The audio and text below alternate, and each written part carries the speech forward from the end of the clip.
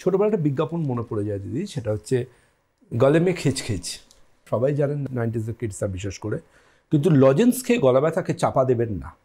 ঠিক যেমন মাথা যন্ত্রণা হলে পেনকিলার খেয়ে সেটাকে ঢেকে দেবেন না।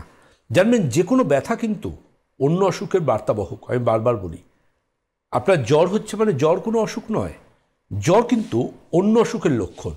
আপনার ব্যথা হচ্ছে মানে ব্যথা কোনো অসুখ নয়, ব্যথাটা ঠিক অন্য কোনো কারণে অন্য কোনো অসুখের লক্ষণ। ঠিক একইভাবে যখন আমাদের গলায় ব্যথা হয়, আমাদের ভাবতে হবে এই গলা ব্যথাটা ঠিক কেন হয়, কি কারণ। এই নাকের মধ্যে যে প্রচুর সাইনাসেস গেছে, প্রচুর সাইনাস আছে, মানে ওই ইঁদুর যেমন মাটির নিচে গর্ত করে বিভিন্ন জায়গায় যায়, আমাদের এই দুটো নাকের ভেতর দিয়ে ঠিক ওরম প্রচুর পাইপ গেছে, যে পাইপগুলো কপাল, আমাদের গাল, আমাদের কান, বিভিন্ন দিকে ছড়িয়ে গেছে।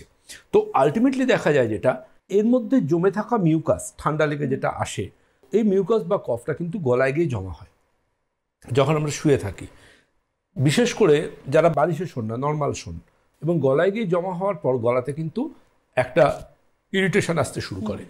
এটা ভীষণ কমন। তাদের পরের দিন সকালে দেখা যায় ঘুম থেকে ওঠার পর গলায় একটা ব্যথা, গলাটা একটু খুসখুস ব্যাপার, যে ভাবেন ঠান্ডা লাগলো না কি হলো, গলাতে একটা অস্বস্তি হচ্ছে কেন। এটা কিন্তু ভীষণ কমন একটা সাইন।